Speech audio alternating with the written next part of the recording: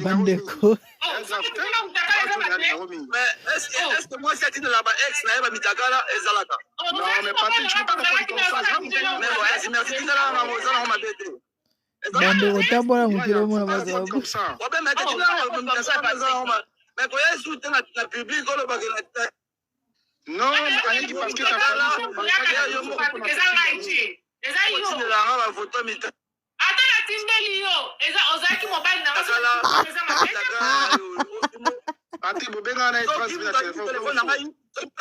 calme-toi mon frère. Merci, merci. Mais ça, moi, c'est ça. Ceux qui a su téléphone, à mon histoire, à publier, on le passe sur ça, Patrick, m'a publié,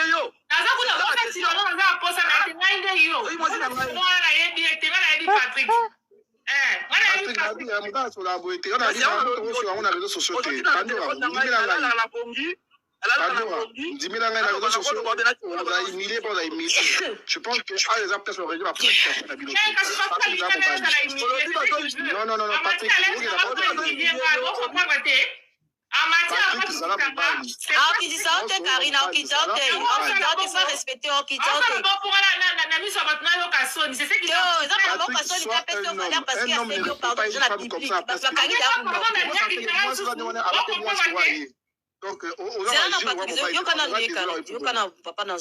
Patrick. Nani, Patrick, franchement, un homme comme toi. Mais Patrick, il n'a pas qu'à citer, il n'a pas Galaxy, pardon. On lui a dit,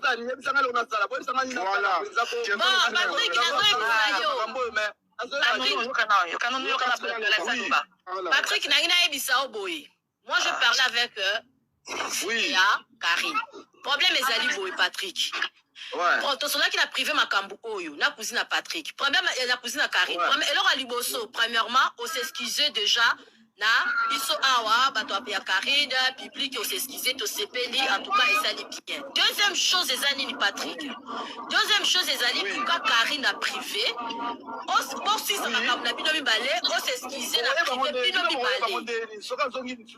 Tout d'abord, c'est là que c'était papa, ça n'a répondre. Ceux qui ont looké na privé, ils sont tombés bandés. Karine, c'est là, s'il te plaît. Parce que Karine a koya l'issue sur la combo ya Patrick awa te. Akoya l'issue sur la combo ya Patrick na TikTok te. Bandeko nanga na chana pause. Tambola na mokili omona makambo kande balobaka bandeko. Oh, est-ce que boyoki to boyoki te? Bandeko, Karine Pandora atindela Patrick Mitakala. Patrick angonani ex nai. Il paraîtrait Mutakala aussi sope CPC sambo ki sope ba publier ki ango elo mo ba jar wana suki ndenge nini. Et awawa Pandora sali live na ye sope Patrick ayai komatana ba batu na ye bon le monsieur a s'excuser quand même ndenge certainement Mutakala ngo ebimaki tout ça. Mais il a quand même raison. Sikoyo, ne azuli loba amekako quand même ko se défendre. Ye na Karine Bakabwana. Ye asenga Karine Mitakala te.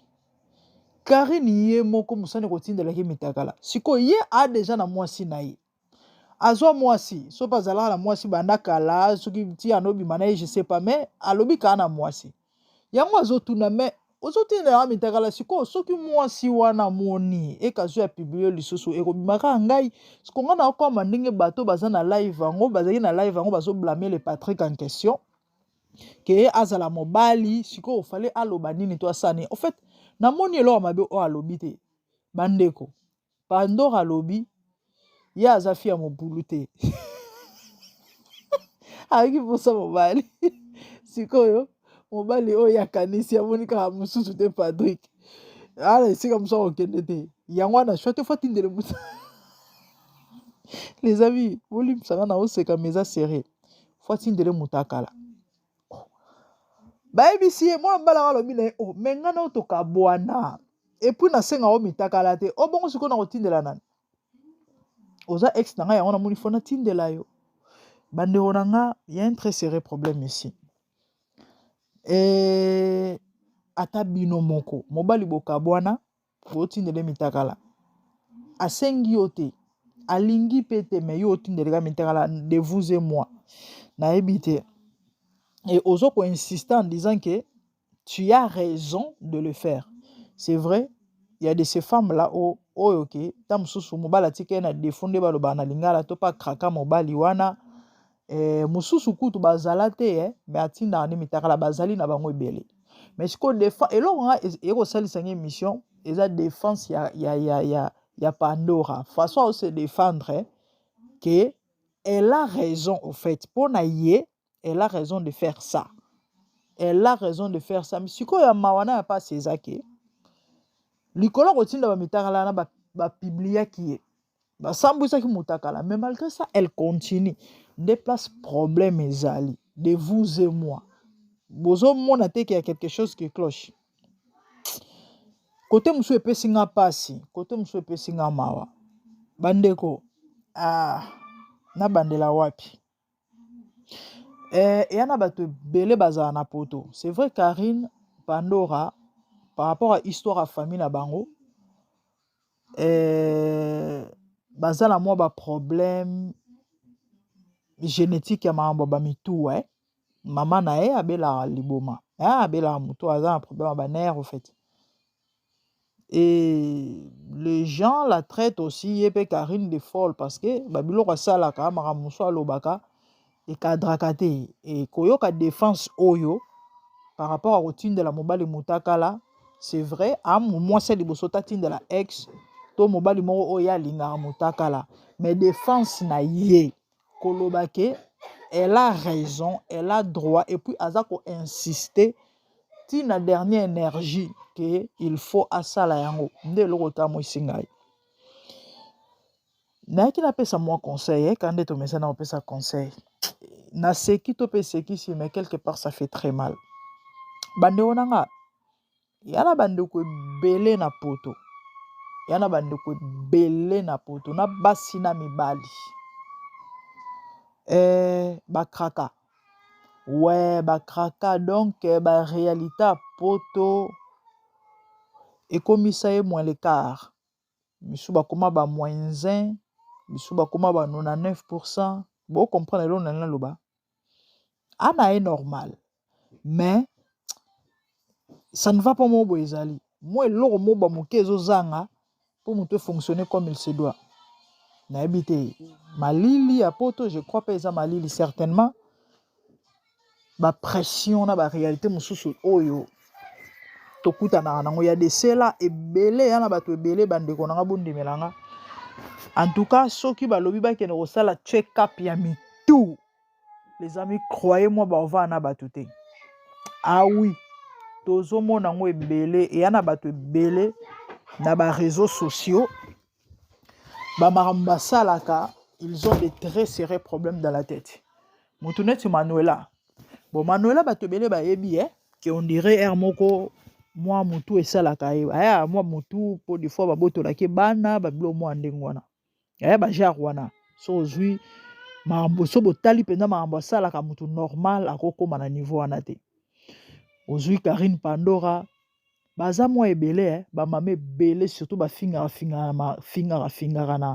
na baréseaux sociaux bomonika so bozwi ka clique ya bato ya barando wana majorité na bango en tout cas so bolandeli bango très bien bomonaki ebele bana problème ya dysfonctionnement ya kosakana te et je vous dis des choses vraies bato bayebi bango balandaka bango bayebi ke makambo na oloba eza ya solo et il y a pas que des femmes même des hommes ebele mitu osi etetuka na bapoto awa yango bomoni ntango toyebisaka bandeko kosambela ya bien il y a de ces choses là malgré pression il y a de ces réalités là ata pression ata mabe yango ekomi na baniveau nini nzambe akopréserve yo de façon que okóma na niveau ya dépression te eza na bato ebele basalasala badépression mais bavanda na bango na bandako boye mo pa oyeba te parce que réaliser te oyeba te les amis poto ya na pression c'est vrai mokili mobimba ezaka poto te mais poto ya na makambo nango yango so nasala émission yaka mpona koloba na bandeko oyo bolandaka biso ye so aza moboko ya vi na yo tia yesu na première position na vi na yo na ntongo olamuki sambela na butu avolala sambela baproblème na yo tika na maboko ya nzambe et surtout bondelaka sengaka kimia na mokonzi eza partage ya vie na yo na Philippiens Bible ezoloba je crois na chapitre 4 à partir à 6e to 16e verset Bible ezoloba en toute chose faites connaître vos besoins à Dieu et babakisi balobi et lui en retour aopesa bino kimia balobi sambela tango za na problème to peut présenter besoin ne pas na nzambe mais en retour ya osani na aopeso kimia na éviter son on se faire comprendre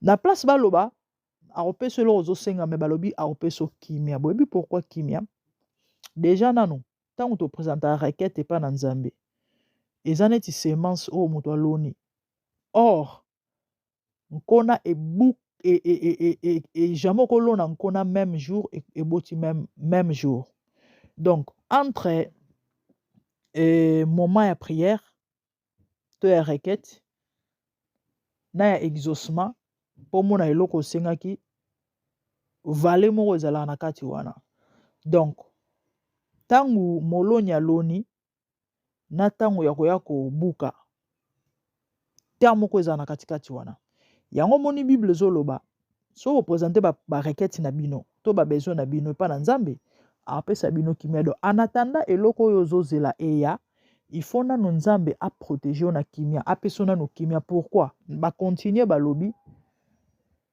enfin que kimia wana ebatela makanisi na yo certainement je me fais comprendre donc kimia na nzambe apesa eza pour protéger makanisi no pourquoi parce que champ bataille eza ba pensée place mamoto elekase dans les pensées po moto akoma na niveau ya okene ko poser acte to ya kosala eloko moko ya malamu to ya mabe ebandana na makanisi siko eya na bato ebele likolo ya pasi likolo ya besoin likolo ya désir likolo ya réalité moko makanisi ne etinda ye acommettre to asala onga na bengaka l'insalamable siko ntango wana nzambe obondeli apeso kimia e kimia ne osalaki o dérailler te boyoki eloko alobi mais ngana kanisi en fait à s'expliquer en disant kazalina ayokaki posa mobali si on peut comprendre ayoki posa mobali siko mobali oyo alingaka oto oyo ayebi eza Patrick parce que ya ne mwasa mobulu te siko asane mama tindela Patrick mutakala nayebi te soki bo réaliser makambo en fait c'est grave azo bossa na eloko abosana ezake a mwasi aza jeune fille ana molai lobi ozana besoin bala et lelo c'est vrai aza sel parce que simbaki te na songolo mais vina ozalaka même sel te preuve anetala ye wana ayoka air mo baposa mais baposa ngo siko tala façon oyo yakene ko se soulager nango ce qui est très dangereux siko a réaliser ba danger wana nyonso te ke mutakala lelo soki esambwe mobali nini nango ozwa ngai na logique bandeko mobali nini oyo mpenza koya akolinga mwana mwasi oyo mutakala esambwa na réseaux sociaux aza te eya ndenge moko na bomona bandeko ebele bafinganaka basala bamambo mosusu ezanga ya mabe na ba réseaux sociaux toyebi bango moye totanga bakombo eza te et ça fait trop mal ça fait trop mal koyoka pe omona biloko boye yango na oloba na bandeko s'il vous plaît tosambelaka totia yesu na centre vie aza moboko esunga mama papa nayebi te problème nini nango ozopase en ce net moment nayebi te makanisi nini ezolata yo okoka supporter te ou encore surmonter problème oza nango te et ezo pousser na ba pensée moko boye ou eza négatif ou encore ya bien te Mais je prie que la paix du Seigneur, que le shalom de Dieu règne dans ta vie. Et je prie que le Seigneur te préserve et t'épargne et te délivre au nom de Jésus. Nekonanga, bondelaka. À chaque fois, mon mécanisme a bien te yelo, sambelaka. Très important. Et nzambe na bolingo na ye ako préserver pas ko épargner yo. Na mabe nyonso kokoya. Et tant on a la vidéo et c'est que c'est un mesalenga même ta passi hein. Et selenga même ta passi. Nzamba asunga biso. Pour toi na mambo belé. Et pression à vie réalité à mokili oyo ndenge ezokendele na makambo nango.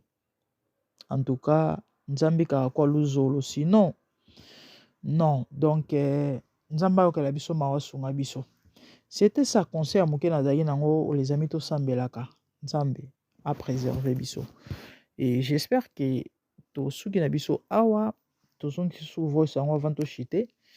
Et ceux qui aiment liboso ya visiter biso en tout cas aux gens qui la biso moi like na yote moi libonner moi commentaire moi et j'aime et quant à moi mon nom balasima de bonnes choses à vous que le Seigneur vous bénisse.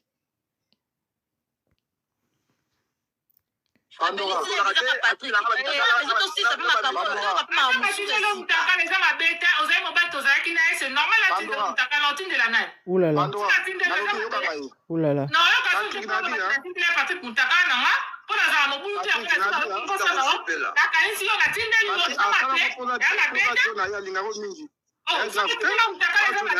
Mais est-ce que moi, si tu là-bas, ex, n'a pas mis ta gala, et Zalata?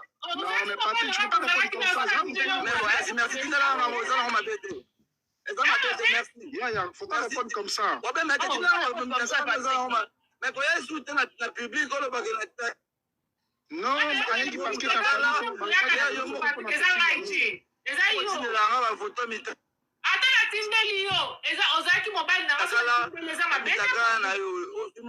Patrick, Bobenga na transmis la téléphone.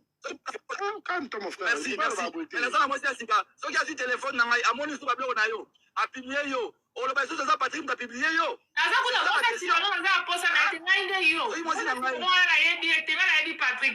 Bandeko.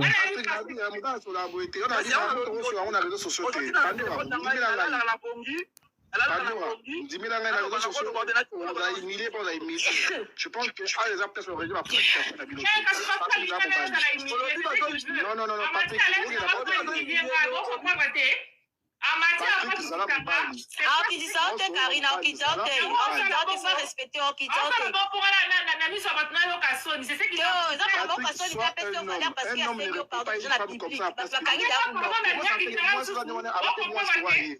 Donc,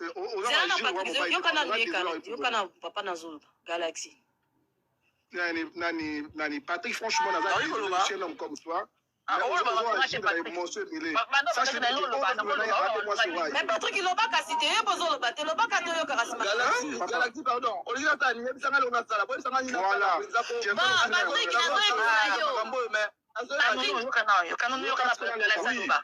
Patrick, moi, je parlais avec Karine.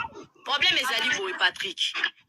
Bon, tout cela qui a privé ma Kambukoyo, la cousine à Patrick. Problème, la cousine à Karine. Alors, à Liboso, premièrement, on s'excusait déjà. Na, ils sont awa, bato à Karine, public, on s'excusait, on s'est payé, en tout cas, et ça n'est bien. Deuxième chose, les amis, Patrick. Deuxième chose, les amis, pourquoi Karine a privé. On s'y s'en va, on s'excusait, la privé, puis nous balé. Tout d'abord, il y a c'est là que c'était papa, ça n'a répondre yo. Ceux qui ont le na privé, ils sont tombés bandés. Karine, c'est là, s'il te plaît. Parce que Karine a voyé les sous Patrick et Mawe. Mais ekoya na TikTok tendenge nini? Ekoya na TikTok tendenge nini zabalo na tambala bukire bo fa. Moya o. Oulala.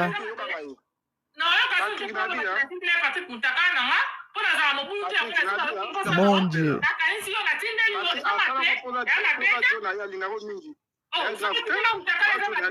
Mais est-ce que moi, si tu là-bas, ex, n'a pas mis ta gala, et Zalata? Mais ouais, merci, tu là, on m'a bêté. Les amis, abonnez-vous massivement. Torum na biso na suka. Et namoni minomba la sima de bonnes choses. Merci, au revoir.